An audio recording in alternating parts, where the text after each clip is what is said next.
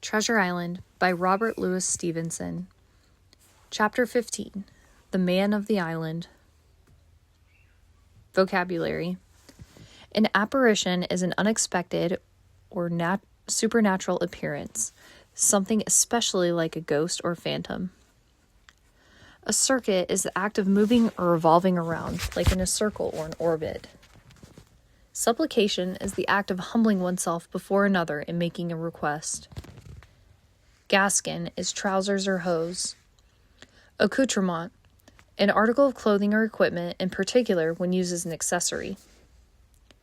Slyness, the state of being artfully cunning, secretly mischievous, or wily. Pious, exhibiting reverence and devotion to God. Catechism, a book in question and answer form summarizing the basic principles of Christianity. Chuck Farthing, an old English game similar to pitch penny in the U.S., in which players attempt to throw coins, or farthings, closest to a wall. Providence, the careful governance and guidance of God, nature, or another deity.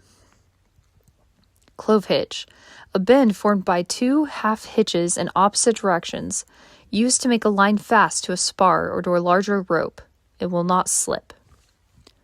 Walrus, the pirate ship captained by Captain Flint. Cutwater, the forward curve of the stem of a ship. Volley, the simultaneous firing of a number of missiles or bullets. Union Jack, the flag consisting of the flags of England, Scotland, and Northern Ireland combined, flown on ships of the government of the United Kingdom. Chapter 15. The Man of the Island. From the side of the hill, which was here steep and stony, a spout of gravel was dislodged and fell rattling and bounding through the trees. My eyes turned instinctively in that direction, and I saw a figure leap with great rapidity behind the trunk of a pine. What it was, whether bear or man or monkey, I could in no wise tell. It seemed dark and shaggy, more I knew not, but the terror of this new apparition brought me to a stand. It was now, it seemed, cut off upon both sides, behind me the murderers, before me this lurking nondescript, and immediately I began to prefer the dangers that I knew to those I knew not. Silver himself appeared less terrible in contrast with this creature of the woods, and I turned on my heel, and looking sharply behind me over my shoulder, began to retrace my steps in the direction of the boats. Instantly the figure reappeared, and making a wide circuit, began to head me off. I was tired at any rate, but had I been as fresh as when I rose, I could see it was in vain for me to contend in speed with such an adversary. From trunk to trunk the creature flitted like a deer, running manlike on two legs, but unlike any man I'd ever seen, stooping almost double as it ran. Yet a man it was. I could no longer be in doubt about that. I began to recall what I had heard of cannibals. I was within an ace of calling for help, but the mere fact that he was a man, however wild, had somewhat reassured me, and my fear of Silver began to revive in proportion. I stood still, therefore, and cast about for some method of escape, and as I was so thinking, the recollection of my pistol flashed into my mind. As soon as I remembered I wasn't defenseless, courage glowed again in my heart, and set my face resolutely for this man of the island, and walked briskly towards him. He was concealed by this time behind another tree trunk, but he must have been watching me closely, for as soon as I began to move in his direction, he reappeared and took a step to meet me. Then he hesitated, drew back, came forward again, and at last, to my wonder and confusion, threw himself on his knees and held out his clasped hands in supplication. At that I once more stopped. "Who are you?" I asked. "Ben Gunn," he answered, and his voice sounded hoarse and awkward, like a rusty lock. "I'm poor Ben Gunn, I am, and I haven't spoke with a Christian these 3 years." I could now see that he was a white man like myself, and that his features were pleasing even. His skin, wherever it was exposed, was burnt by the sun. Even his lips were black, and his fair eyes looked quite startling in so dark a face. Of all the beggarmen that I had seen or fancied, he was the chief for raggedness. He was clothed with tatters of old ship's canvas and old sea cloth, and this extraordinary patchwork was all held together by a system of most various and incongruous fastenings, brass buttons, bits of stick, and loops of tarry gaskin. About his waist he wore an old brass-buckled leather belt, which was the one thing solid in his whole accoutrement. 3 years, I cried. Were you shipwrecked? Nay, mate, he said, marooned. I had heard that word, and I knew it stood for a horrible kind of punishment, common enough among the buccaneers, in which the offenders put ashore with a little powder and a shot, and left behind on some desolate and distant island. Marooned 3 years agone, he continued, and lived on goats since then, and berries and oysters. Wherever a man is, says I, a man can do for himself. But, mate, my heart is sore for Christian diet. You mightn't happen to have a piece of cheese about you now. No, well, many's the long night I've dreamed of cheese, toasted mostly, and woke up again, and here I were. If ever I can get aboard again, I said, you shall have cheese by the stone. All this time he had been feeling the stuff of my jacket, smoothing my hands, looking at my boots, and generally, in the intervals of his speech, showing a childish pleasure in the presence of a fellow creature. But at my last words he perked up into a kind of startled slyness. If ever you get aboard again, says you, he repeated. Why now, who's to hinder you? Not you, I know, was my reply. And right you was, he cried. Now you, what do you call yourself, mate? Jim, I told him. Jim, says he, pleased apparently. Well now, Jim, I've lived that rough as you'd be ashamed to hear of. Now, for instance, you wouldn't think I had the pious mother to look at me, he asked. Why no, not in particular, I answered. Ah, well, said he, but I had, remarkably pious, and I was a civil, pious boy, and I could rattle off my catechism that fast, as you couldn't tell one word from another. And here's what it come to, Jim, and it begun with Chuck Farthen on the blessed gravestones. That's what it began with, but it went further than that, and so my mother told me, and predicted the whole she did, the pious woman. But it were Providence that put me here. I've thought it all out, in this here lonely island, and I'm looking back on piety. You don't catch me tasting rum so much, but just a thimbleful, for luck, of course, the first chance I have. I'm bound I'll be good, and I see the way to, and Jim, looking all around him and lowering his voice to a whisper, I'm rich. I now felt sure that the poor fellow had gone crazy in his solitude, and I suppose I must have been shown the feeling in my face, for he repeated the statement hotly.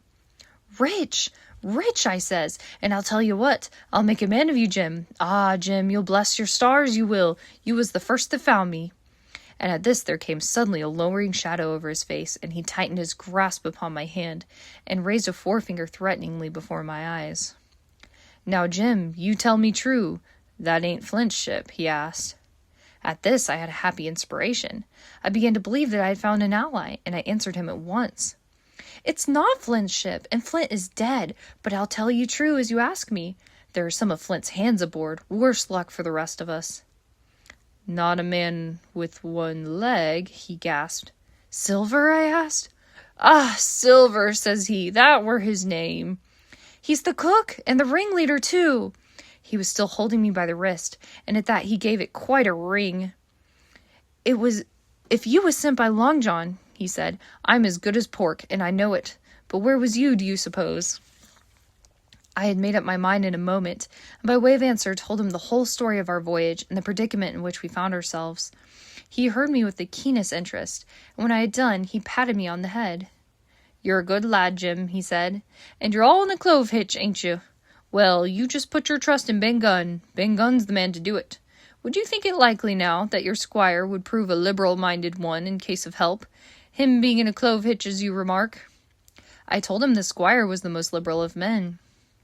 Aye, but you see, returned Ben Gunn, I didn't mean giving me a gate to keep, and a suit of livery clothes, and such. That's not my mark, Jim. What I mean is, would he be likely to come down to the tune of, say, 1,000 pounds out of money that's as good as a man's own already? I'm sure he would, said I. As it is, all hands were to share. And a passage home, he added with a look of great shrewdness. Why, I cried, the squire's a gentleman, and besides, if we got rid of the others, we should want you to help work the vessel home. Ah, said he, so you would, and he seemed very much relieved. Now, I'll tell you what, he went on. So much I'll tell you, and no more. I were in Flint's ship when he buried the treasure, he and 6 strong seamen. They was ashore nigh on a week, and us standing off and on in the old walrus. One fine day up went the signal, and here come Flint by himself in a little boat, and his head done up in a blue scarf. The sun was getting up, and the mortal white he looked about the cutwater. But there he was, you mind, and the 6 all dead and buried. How he done it, not a man aboard us could make out. It was battle, murder, and sudden death leastways. Him against 6. Billy Bones was the mate. Long John, he was quartermaster. And they asked him where their treasure was. Ah, says he, you can go ashore if you like and stay, he says. But as for the ship, she'll beat up for more, by thunder. That's what he said. Well, I was in another ship 3 years back, and we sighted this island. Boys, said I, here's Flint's treasure, let's land and find it. The captain was displeased at that, but my messmates were all of a mind and landed. 12 days they looked for it, and every day they had the worst word for me, until one fine morning all hands went aboard. As for you, Benjamin Gunn, says they, here's a musket, they says, and a spade and pickaxe. You can stay here and find Flint's money for yourself, they says. Well, Jim, 3 years have I been here, and not a bite of Christian diet from that day to this. But now you look here, look at me. Do I look like a man before the mast? No, says you, nor I weren't neither, I says. And with that he winked and pinched me hard. Just you mention them words to your squire, Jim, he went on. Nor he weren't neither, that's the words. 3 years he were the man of this island, light and dark, fair and rain, and sometimes he would maybe think upon a prayer, says you, and sometimes he would maybe think of his old mother, so be as she's alive, you'll say. But the most part of Gunn's time, this is what you'll say, the most part of his time was took up with another matter, and then you'll give him a nip like I do, and he pinched me again in the most confidential manner. Then, he continued, then you'll look up, and you'll say this, Gunn is a good man, you'll say, and he puts a precious sight more confidence, a precious sight, mind that, in a gentleman born than in these gentlemen in fortune, having been one himself. Well, I said, I don't understand one word that you've been saying, but that's neither here nor there, for how am I to get on board? Ah, said he, that's the hitch for sure. Well, there's my boat that I made with my 2 hands.